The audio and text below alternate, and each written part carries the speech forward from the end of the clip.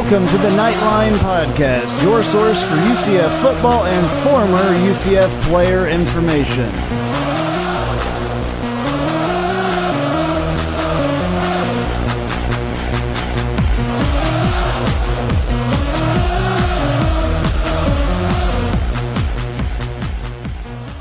All right, Night Nation, this is Andrew Phegley, and you are listening to the UCF Knightline Podcast, number 12.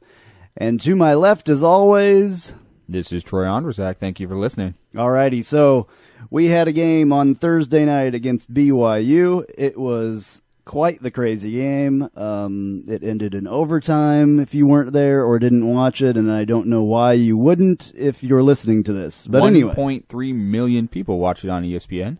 Yeah, that's good. Plus that's another awesome. 41,000 at Bright House Network Stadium. That's good. I think that was a game that, anyway, a game that was...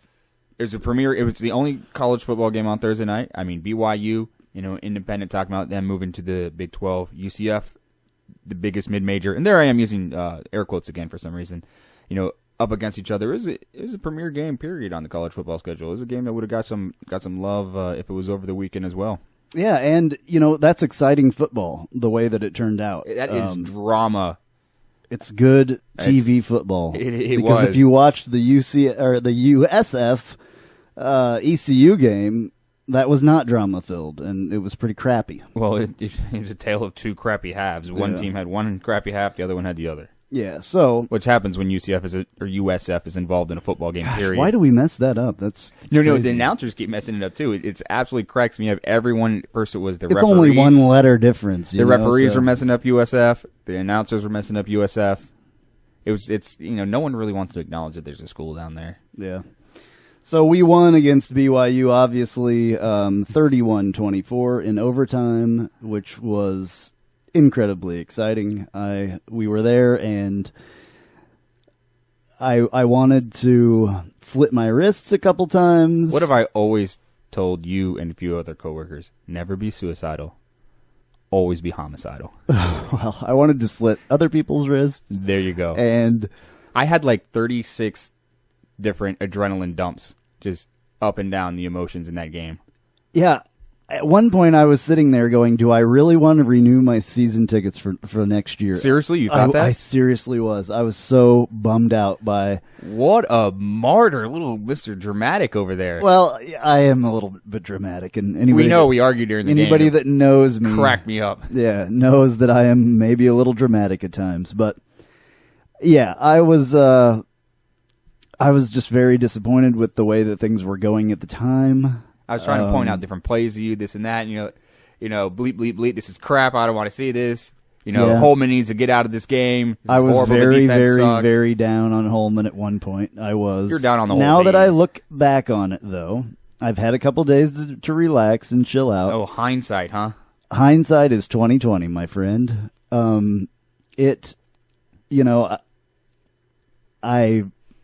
You can't tell me you weren't impressed with that performance. I absolutely was impressed with the performance overall. I was, but in the stands, you have a little bit more emotion when you're there. I believe. I was there. I was right next to you. I think our point of view is roughly 4 inches difference from how we see the field, and we saw a completely different game as it was happening during. We did, yeah. So Justin Holman wound up having a career game, which his career is not too long. So, I think he has a career game almost every week. But this one was actually pretty good for him. He showed definitely some growing up, definitely made some mistakes, but his stats were pretty amazing. And that was one of the things when I got home and was able to start looking at stuff, I was shocked.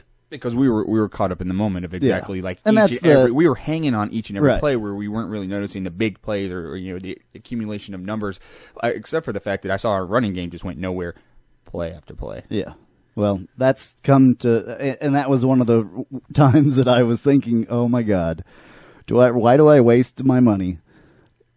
Figuratively on because if you didn't buy season tickets, you'd still be wasting your money at a bar watching UCF play. It's not like you're not emotionally invested in it. I will never not renew my season tickets, but I just... Unless you get put in prison, that might, hinder that. Well, I don't think that that's going to happen. So Yet. The IRS doesn't listen to us. Well, dude, now they're going to. Yeah, that's it. That's the reason why. Anyway, so we had, this is a stat that I found kind of interesting. We had 4 rushing first downs.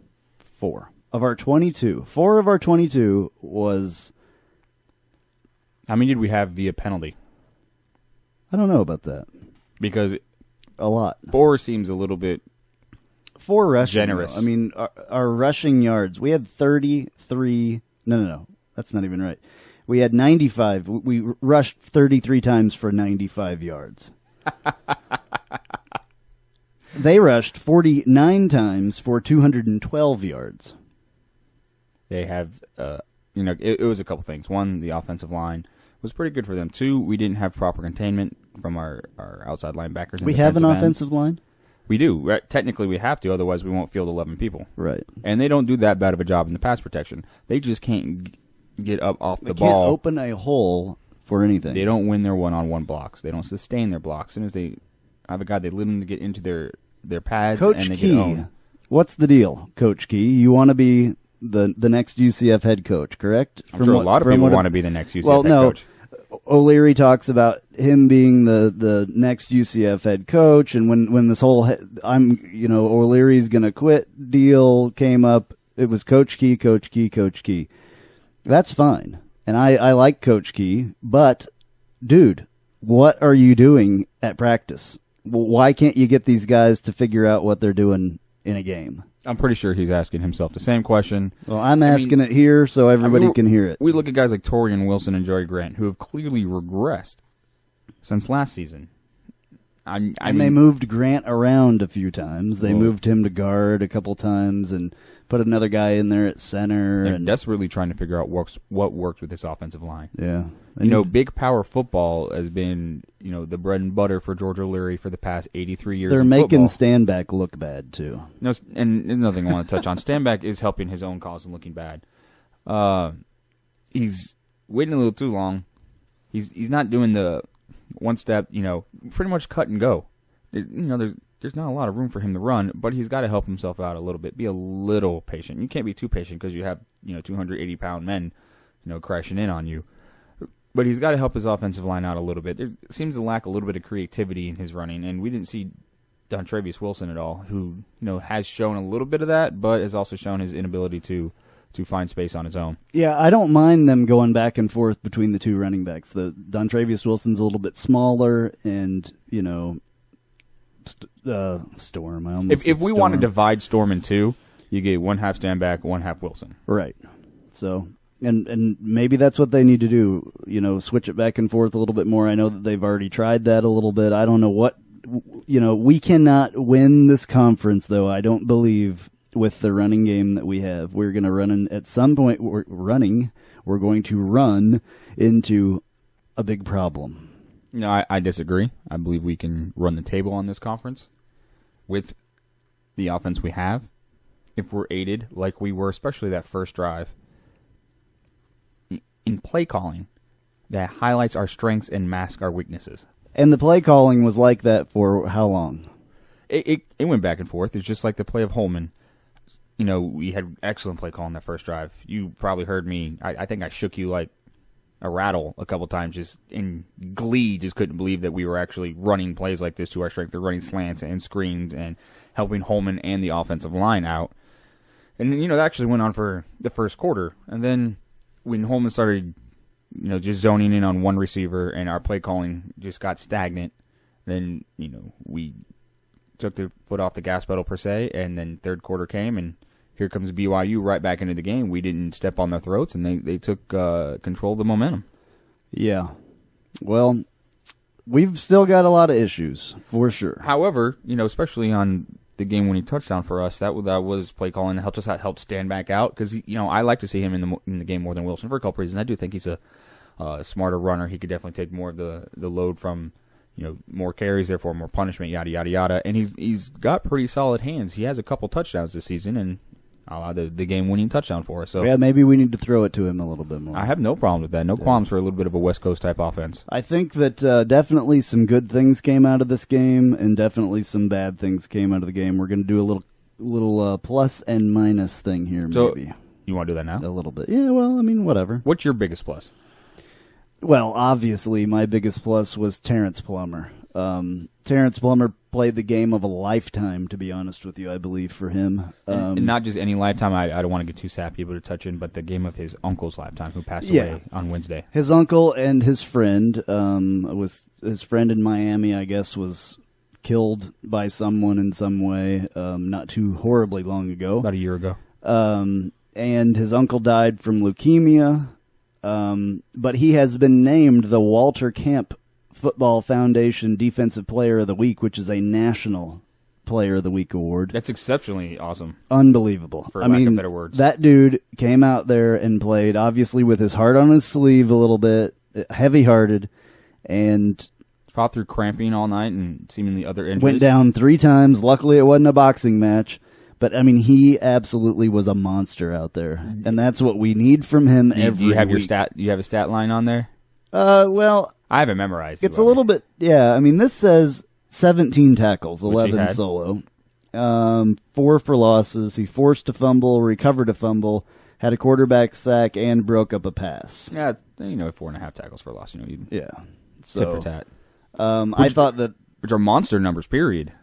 It's absolutely awesome. I spoke earlier in the season how I thought his lack of lateral mobility was going to hurt his draft stock, and I didn't really see that tonight. But his heart, his tenacity, his instinct is able to fill the gaps when they're running and be able to collapse the pocket as a linebacker coming in. He's one of the better inside linebackers in the nation and experience, and I think he did a lot obviously for the team on this night, but for himself moving forward in a professional manner. Yeah, I think that anybody who can come out there and play with what he probably had on his mind at the time, and you hear in sports stories when relatives die and friends die and James all that Buster stuff. Douglas and Mike Tyson in February of 1990, man. Right.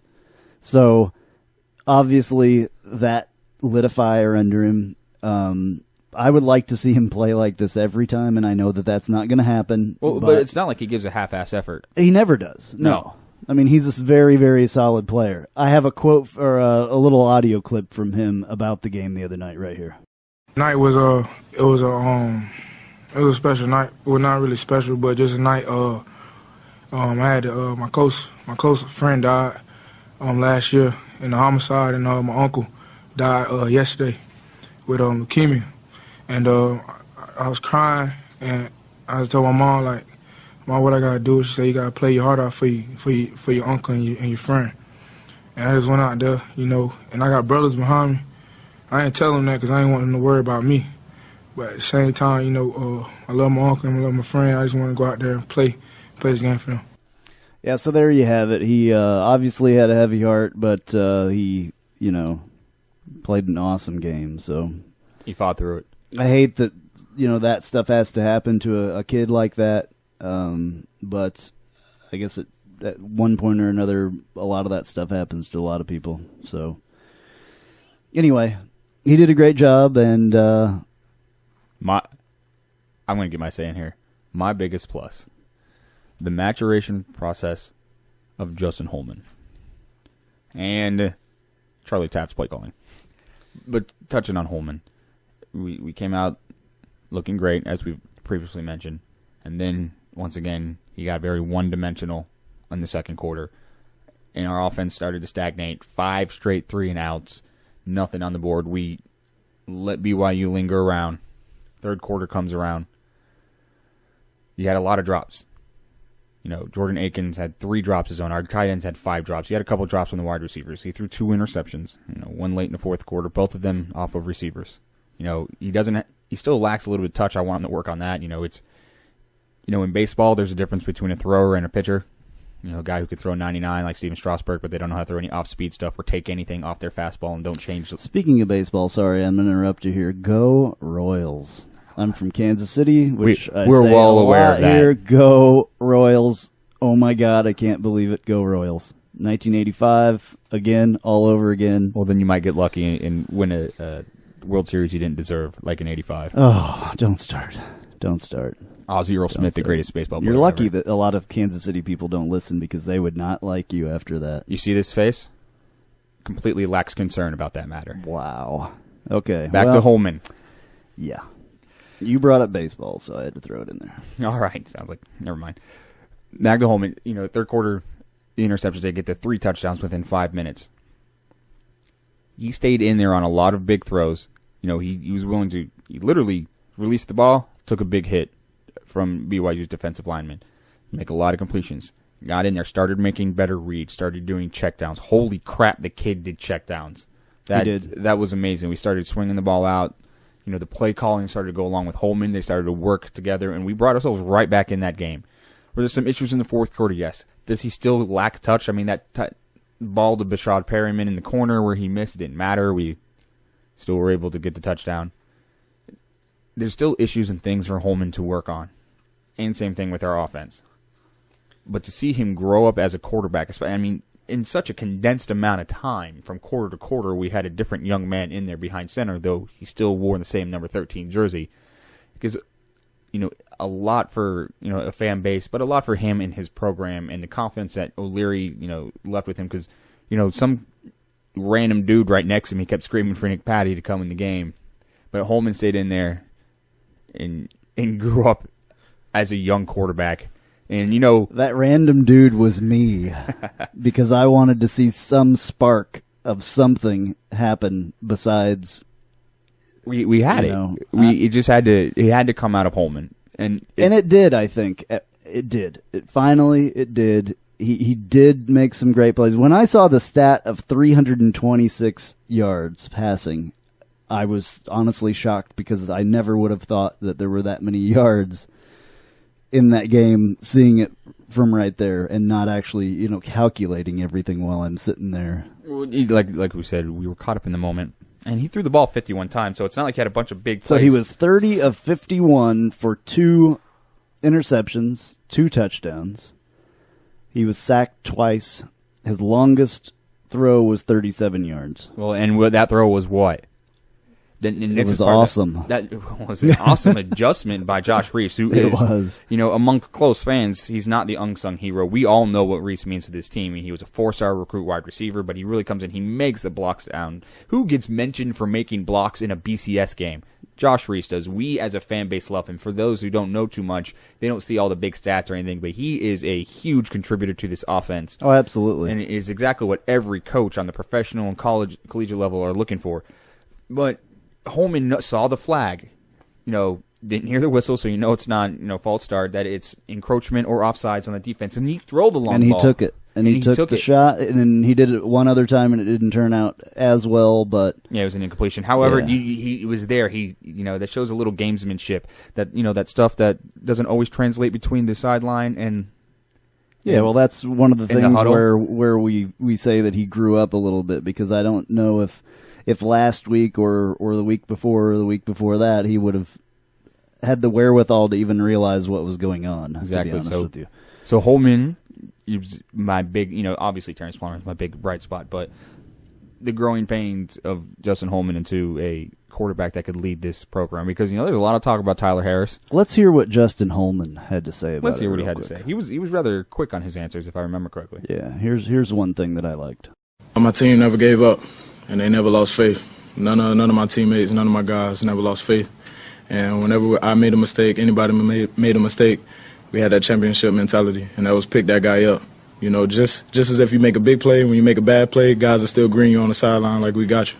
So those guys had my back, and everybody had each other's back, and that's what I'll take away from this. Good team win. That was my favorite clip of what he had to say. So. A game that galvanizes a team and make them, breathe and play as one is amazing for a program, and really will, as we get into, I don't want to say the meat because it's soft meat, it's the fat of our schedule. Yeah, it's the prime rib, the filet mignon, as we get to a 5-game stretch, which is arguably the easiest we've had in our Division I history. Though I don't want that to be a mindset that the team takes on, because then each game's actually a trap game. Yeah, I don't think that they're going to be honest with you. I think that they know that they've worked really hard to get where they're at right now already, because it's been just, already like a seriously trying year. And our first 5 games were, 5 of the toughest in a row that we've had in program history. Right. So a game like this moving forward really, speaks a lot to the character of our team. And there are a lot of expectations from everyone. And there will be going forward from here on out. And I think maybe I need to start remembering that when I, in sitting there and or standing there at the game, and wondering if I should renew my season tickets. That's ridiculous, of course, but the thought did cross my mind, and whatever. Y'all can give me trouble for that. Do you think James Shields has a fantastic outing every time he hits that mound? No. Exactly. But, I just, at one point I was just sick of seeing, it not work the way that it's designed and everything else. So, what else do we got How about a minus? Well, obviously there's a couple minuses. I'll go with our O-line. I'll toss that right out there. We have a matador offensive line. Yeah, I think we've already talked about that. We can talk about how bad our offensive line sucks like the entire time. I just want to see something different from them, to be honest with you. I don't know what more we can say about it. We need to get the Gingers in there next season. We need to get somebody guys in who there. play with no soul and just get nasty. They need to do something bad, and soon. They do something bad all the time. Well, they need to fix something badly. Agreed. Does that work better for you? My biggest minus actually was that a burp? No, it was okay. it was Jordan Akins. Disappointed in his lack of concentration and dropping 3 passes, a couple for first down, wide open where he'd get some yards after the catch. Just, and I saw him miss a block, and a few frustrating things. I have high expectations for the kid, and he's going to get there. He's going to make these great catches. He's going to have a fantastic 4 years, barring no injuries. But my heart was a little broken, from the performance of him and some of our tight ends and the few drops we had, because there were times, especially when we were struggling, when Holman got the ball to your hands, you're supposed to make the catch. That's not always possible. We're human beings. They're obviously much better at this than I am. I would just like to see some of the easier catches made by especially our tight ends. Absolutely. Holman put him there. And, that's been something that hasn't always happened. So if he puts the ball in your hands, you should catch it and run with it. It's not always the easiest thing, because the kid throws 95 every and single pass. He definitely needs to work on the touch. I think you said that already. He definitely does. Our receivers, Rennell Hall actually led with 8 receptions for 71 yards, his longest being 16. Perryman, 6 for 83, his longest being 20. Josh Reese, 5 for 87 yards with 1 touchdown. And the number 2 highlight on ESPN's top 10. Yeah. Yep. That was a hell of an adjustment. Josh Reese, thank you. That lit Orlando up. Yeah, that happened right in front of us. So, and it was amazing. I hope that there's some good pictures of that catch as well. So, did Brandon get any? I don't know. I didn't look at all of his pictures, but just the ones with us. That poor guy got our ugly mugs on. Thank you very, very much for a picture of the two of us, Brandon, and I am going to have a conversation with you about that picture. And don't give it to him. And hopefully he'll let us at least post that on our website. Should have saved your something. film, unless it's digital. Well, it's digital. Yeah, Anyway, so JJ caught 3 for 22. Talk about a game changer in the kick return. There's a couple of times where they decided, you know what, screw it, I'm kicking out of bounds. Yeah, JJ is a very, very solid football player, and every week does something that earns him a plus in my book, to be honest with you. Even the miffed field goal... That wasn't his fault. It was a low snap. No, I'm not saying it was his fault. The snap was horrible. I actually got to see it when I got home. That was one of the big things that I actually wanted to see, because you can't really see that from the field or from the stands I too saw well. the best snap. My eyes are younger. Okay. Well, anyway, yeah, it was not JJ's fault, and I think JJ made a great decision he thought about it for a second to pick it up and run with it, but then when he just fell on it and, gave us a chance to win with a longer field goal attempt. I'm definitely give a minus to Moffitt for, not doing too well. I'm going to give a minus to Scott Teal for that snap. Yes. And our kickoff game in general was horrible. Horrible kickoffs. I think Moffitt had a couple of them, and Galvin had the other ones, but horrible. When he booted it outside, I mean, come on. Yeah, you knew horrible. He wasn't kicking the ball again for the rest of the night. And I'm sure that O'Leary... What type of kicking games do they play throughout the week for the competition? I don't know, but I was watching at the end of halftime, and I pointed it out to you. I was watching Galvin kicking from a tee from 50 yards out and kicking through the goalposts and making field goals. If you can do that from, 3 or 4 steps back, how, he has quite a bit more distance and a little bit of a run before he kicks the kickoffs. I don't understand what the problem is. He's obviously got the leg strength. I don't know what his issue is. I can't tell you why. When it comes to soccer, I could rip a volley 70 miles per hour, but my normal kick's like 50. Yeah, well, we need to get that figured out as well, because those things need to be going into the end zone or out the back. Touchbacks, it limits the opportunities for them to have a big return, which changes momentum, obviously put points on the board. So, that's why you like it. Sebastian Janikowski was the first, kicker I ever saw constantly kick the ball out of the back of the end zone. Yeah, well, there's not everybody is him. He's a linebacker who kicks his football. I mean, that's what he is. Yeah. So, real quickly, did you see this guy on this website, 11 Warriors? Never heard of 11 Warriors. Me either. But you sent me the link. Michael Citro. He wrote this thing about coming to the UCF game the other night, and he's an Ohio State fan. What's the title of the... Buckeye, a Buckeye abroad, seeing how the other half lives at Central Florida. Okay, number 1, the title. A Buckeye abroad. Dude, you're in Florida, you're not abroad. Abroad is like Europe or South Asia or South America. Listen. He's a or Buckeye fan, right? Africa. Yes. So where is he from? Ohio. Yeah. Do you want to claim Ohio as a state in this union? Not particularly. So, all right, okay, then. We'll give that to him. But and then how the other half lives. This guy is obviously a douchebag, though, because, he writes in here about how I'm not sure if I'm going to, be able to get a ticket or not. I'm sure it's not sold out, though.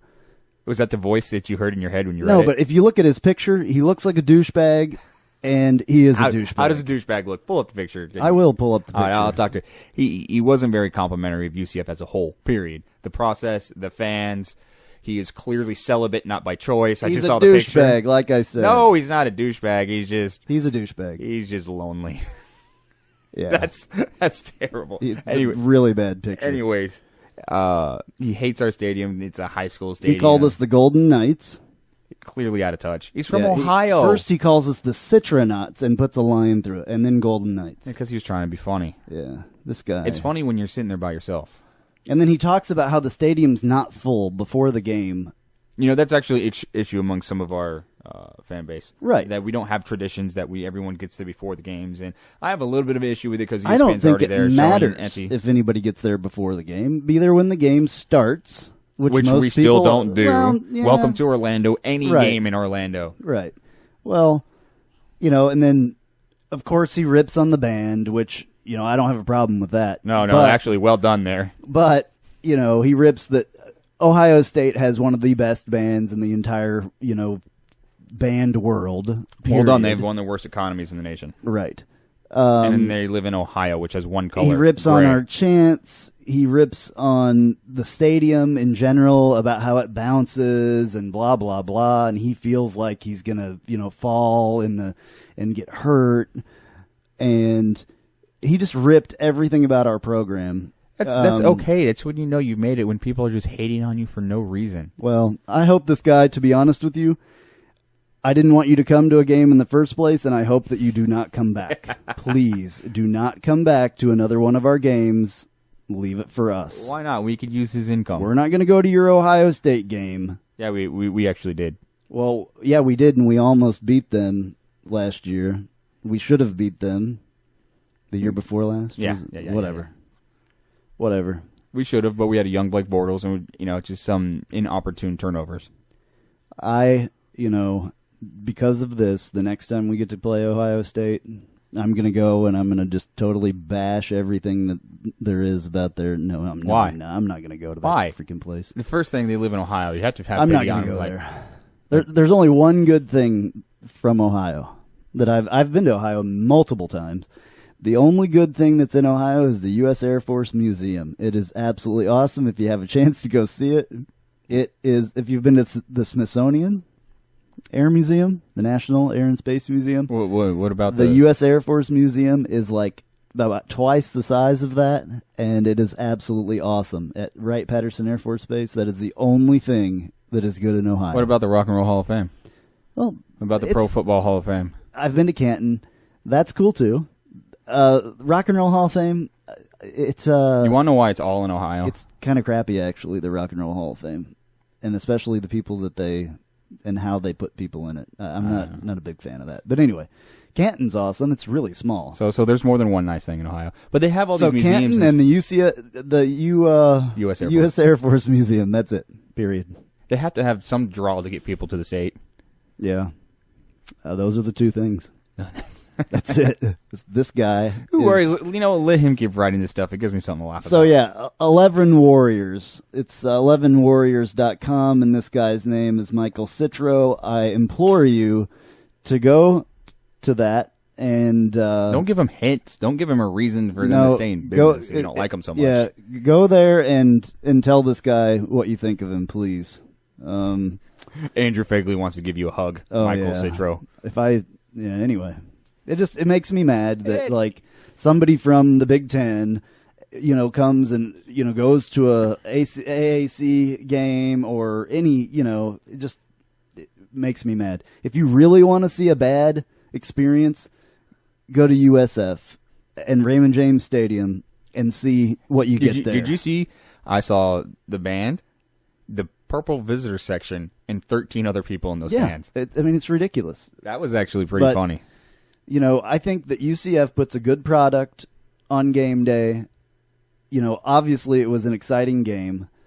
So this guy can... Who cares if he hates us, man? This guy can suck it as far as I'm concerned.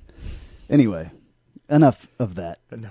I'll smile now. Like an angry chihuahua. Yeah, I did say that with a smile on my face, by the way. I don't know. I get these Google alerts. And this was one of my Google alerts today because it mentioned UCF football in the anything that comes with UCF football across the wire, I get a Google alert. And this happened. I get tons of them every day. This was the first one that I wake up and see today. And this is the first one that got you to react like this? Oh man, I haven't seen you act like this before. No, I'm mad. I'm mad at this Lord! guy. You saw the picture of him. You should feel sorry for him. I don't feel sorry for him. He was from Ohio. Anyway, come on. You're better than that. All right. Literally. So we're done with that. We'll not talk about Michael Citro ever again on the show. Okay, moving on. Moving on from Michael Citro. How many times do I have to say this guy's name to give him a free plug? God. All right. Douchebag. Our next 5 games. Our next 5 games are arguably the easiest, this season. So why don't we touch on the American a bit? See what's out there. This is my next rant of the day. is our conference awesome? Rant away, boy. Yeah, well, let's start with that USF ECU game. USF, I think. I thought they were gonna, do all right there. For I a only while. watched the first half because I didn't watch any of it. I got out of the house after that. I did. I watched a little bit, but they looked like a heck of a lot better program than ECU that first half. I mean, Ruffin McNeil spent the whole time looking like Grimace with his R's spread wide, wondering why penalty after penalty and play after play kept going against him. It was a 17-7 lead. Nothing could go for his air raid offense. Mike White had the beautiful touchdown to start the game off. And I guess, the one thing maybe USF exposed a couple things on them, which, I guess, I don't know. I don't like either one of those teams. You're not supposed to. They're our rivals. No, I know. Those are 2 primary rivals in this conference. Yeah, so if all of them came out of, 11 players on each side came out with broken legs, I'd be happy, to be honest with you. You're a curmudgeon sometimes. I'm mad today. I'm very mad. Anyway, no, I would not wish that upon anyone. You just did. I was just playing. A lot of truth is said in jest. I was just playing. So UConn and Tulane. Oh, you don't want to touch on the let's ECU not game? do that. What? Yeah, okay. ECU came back in the second half, found out that they have a good running game. USF remembered that, wait, they kind of suck. They're USF. And what was the final score? It was ECU 28, USF 17. So they were shut out the second half. Yeah. You watched some of the second half. What are the things you took away from that? There was nobody there, and their uniforms are ugly. All right. If I would have asked my mom what they took away I know, from the game. that's what What did you take away from the gameplay of the game? I think ECU did a great job coming back from it. It shows their tenacity, and their senior laden team. Yeah, I expected dogfight. They're a good team, and I don't know how the USF got up like that. USF on them. plays to their competition just like we do. But the problem is almost all their competition is better than them. And last year it took Jordan Ozerite's late interception to seal the deal against them, and this year, I expect definitely for us to have more fans there than them. But I regrettably expect I'm going. a Are you tighter going? game. Yeah, I'm going to try to swing it. Okay. Yeah, and we're going. Yeah, I'm going to get off work. Hopefully, maybe. Hey, that would be a good spot. Don't you say his name? No. Good God! You're like, I wasn't gonna mention Michael Citro like or an whatever his ex-girlfriend name who was. can't get over him. Not he's going clearly to. had no ex-girlfriends. Oh God. So I expect a solid fight from USF. However, I still, with our offense and getting the ball into our wide receivers, which we finally did, for us to snag another victory and to have more fans there than them, it'll be great if the TV show's mostly black. Yeah. So let's see, Tulsa and Temple.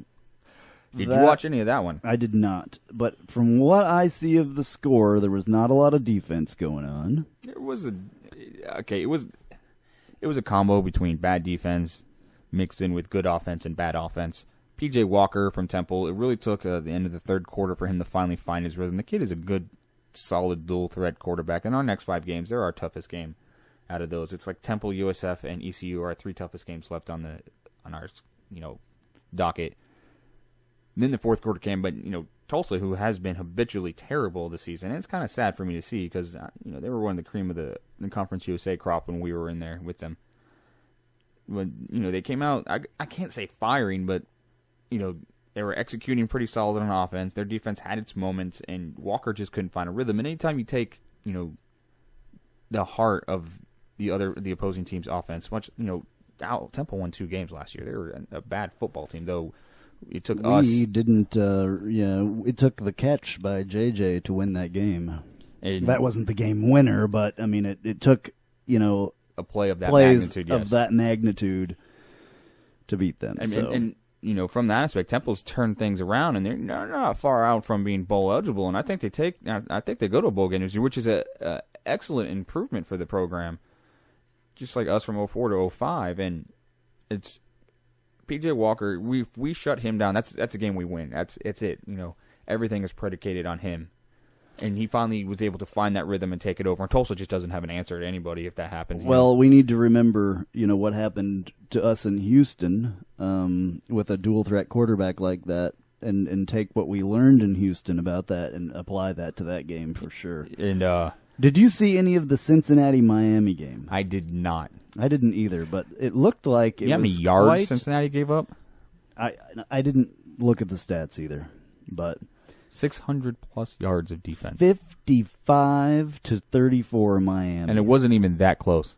Like, they scored 3 touchdowns in the fourth quarter. I'm sorry. Did I say 34 or 35? Who cares? They lost by a lot. I think the official score was they lost by a lot.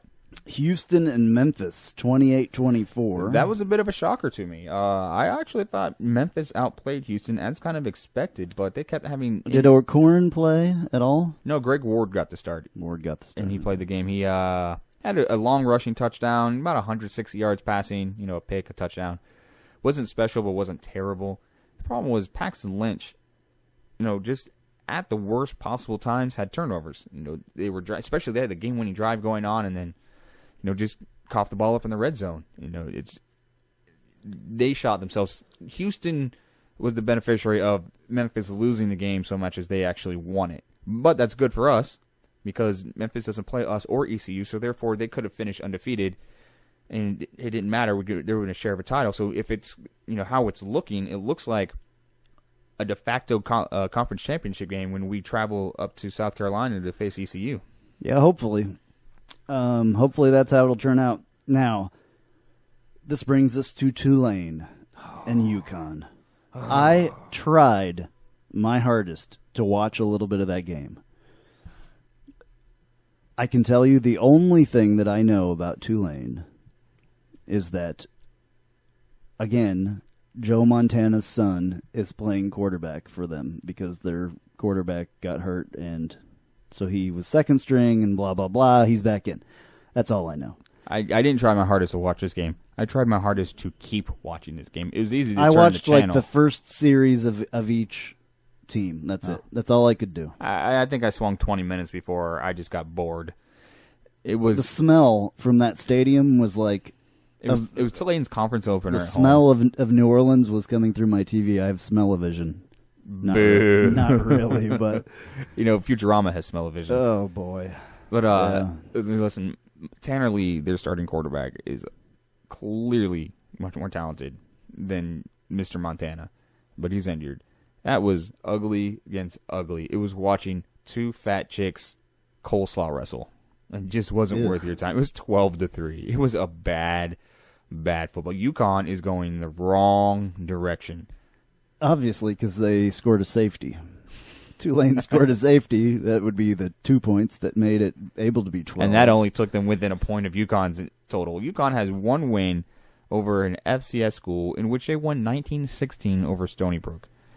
I mean, this season's lost for UConn. There's hope down the road, but right now, that's just a woeful program.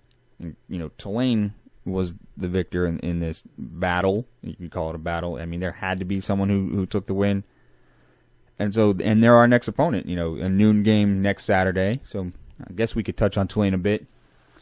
Like I said, the only thing that I know about Tulane is they are from New Orleans, and Joe Montana's kid plays there.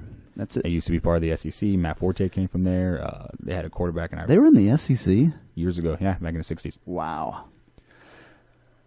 They are bad. I mean, if you just want to put one word to describe them, their defense, there's no one. They have solid safeties who, they talk about how good they are because they get a bunch of tackles. They get a bunch of tackles because their D-line and their linebackers can't, haul in a single running back. This is a game for us that's going to give us an opportunity for our offensive line to start to show their strength and size and hopefully be able to push them back a little bit. Well, I hope that this is one of those games where we get the lead in the beginning and put it away. Tulane will be... And maybe we'll see Nick Patty in the fourth quarter just leading us to victory. Well, we're going to be led to victory before then. Tulane's going to give us every... No, I mean running like the victory formation, because that's what needs to happen. We need to, I want to see the victory formation worse than anything. We are going to be afforded the opportunity to have the victory formation. Tulane's going to give us every chance to look like an all-star program. They have two solid running backs. They really have one good running back, Batty, who's not that bad at all. Tanner Lee's a good quarterback, but he's not playing. They have another good, a solid backup. They have a running game. They do decent on the offensive line, be able to create space. They do like to bounce it to the outside. They have no defense outside of, like I said, their safeties, but their safeties get tackles because no one else can. They have a lot of young recruits. They don't know how to win yet, clearly, because this was their first win over a FBS school, which cracks me up. Willie Taggart, off topic, has 3 wins against UConn. 5 wins. Their first win over a FBS? This season. Really? Oh. Yeah. I thought you meant overall. Oh, no. This season. Okay. And Willie Taggart has his 3 wins against UConn and like 5 wins against everyone else he's ever played against at USF. Anyways, Tulane is just a young, inexperienced team that lacks depth and talent all throughout. Every aspect of the game, we're going to be better than them, and they're going to give us a chance to work on things. So bring your kids to watch us slaughter this academic school from New Orleans. It's going to be a good game for us. UCF, don't screw it up. I think even if UCF screws it up, they can't screw it up that much. I worry a little bit more playing Bethune-Cookman than us playing Tulane. Yeah. Well, how about we move on from that, because Tulane, I don't even want to talk about it. There's nothing really to talk about besides what you talked about. So, well stated. That's the only thing I can. I mean, whatever. We had some guys make it in the pros today. We did. We had love. There was quite a bit of love going on from the pros. Storm Johnson got his first career touchdown. Yep, and was last week his first career start, or was this year his first? Today was his first career start. He got his first carry last week. Okay, so he did get a touchdown, and Blake actually had some more impressive numbers today. He was 32 for 46 for 336 yards, 1 touchdown and 1 interception. At least they are, one forward. for one. They're moving forward. One, yeah, they almost won the game in the last minute or so. It came down to a Scobie field goal from a last minute touchdown throw from Bortles. He ran a great 2-minute offense and got him down there. They actually kicked a 55-yarder, you said? Well, yeah, but they kicked an onside kick after that, which actually it was kind of weird because it didn't go the 10 yards, but it hit a Tennessee player. So it was a live ball, and they didn't get it, and so Jacksonville recovered the onside kick, which was pretty cool. Blake got him down by throwing a couple really good passes within 55 yards to make the field goal, and it was blocked. That's good for them. I watched the first quarter. He was 10 of 11 starting out of the game. Blake did, and he looked rather sharp, and he took some big shots as he released the throw. It was nice to see Storm get in there. Unfortunately, they have no offensive line either. Jacksonville, I mean, they have the number 2 pick of the entire draft from not last year but the year before, an offensive lineman, and I don't know who else. They'll have a chance this coming draft to have a really high draft pick, and hopefully they can. Maybe that's what they're doing. I mean, maybe they just said, "Screw it, we're just going to play for a draft pick." This isn't the NBA. It makes no sense to do that. Well, they do, though. I know that they do that. Anyway, what about Kamar Aiken of the Baltimore Ravens? Yep. Yeah, I guess he was doing pretty good. He had a couple of catches for 20 yards or something like that, and then all of a sudden, I guess he gets knocked out of the game. I don't know if he got knocked out, but they said that he was not coming back because of a concussion, is the last thing that I heard. And that's a shame, because Flacco was tearing it up early, which would have given Aiken an opportunity to get some playing time. Yeah. Hopefully get some receptions. And, of course, we've got Bruce going on Monday night and a few guys coming in later. Yeah, Storm had his touchdown today, but honestly, they have a rushing problem there as well. They have a rushing problem because they have a terrible offensive line as well. Yeah, I mean, they've got the same kind of issue going, which, Blake nor Storm had to deal with here last year because we had a really awesome those offensive McCrary line. twins. Yeah, the McCrays. If you guys have any eligibility left or something, why don't you come on back? I think the 4 years they played and then graduated and the fact they're in the pros might wipe out their eligibility. Well, we got to figure out something. All right, so I do have one thing I want to talk about here as well. My friend, his name is Mike Gardner. I've been a friend for years and years. Our parents were friends.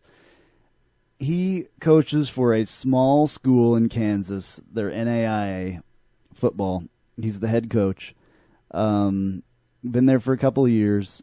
It's called Tabor. Did I say that? Tabor College. Tabor Blue Jays. They, in the latest NAIA poll, were number 3 in the top 25. And they won yesterday. I believe it was 70. Oh man, where was it? It was a blowout. I had it. It was 70-13 or something crazy like that. But anyway, 70-35, not quite 70-13, but 70-35. The Tabor Blue Jays, Mike Gardner, They have an awesome program there, and congratulations to my friend Mike for doing so well. I am very, very proud of you. Aw, it's a touching moment. Well, absolutely. There has to be some touching moments here. Something positive has to come out of this There state of has to Kansas. be. Go Royals again. That's it. I'm This secretly rooting for them. And episode- my family in Baltimore will be pissed to hear that. Episode number 12. All right. Thank you very much for listening. Oh, you know what? Actually, I'm going to stop this music here for a second because there's something else that I forgot. I got to throw this in there. I'm going to open up a telephone line for people to call in and leave voice messages for us. I would like it if people would call this number, leave a voice message, and we will play your voice message on the air and reply to your questions. Somebody give it a shot, please.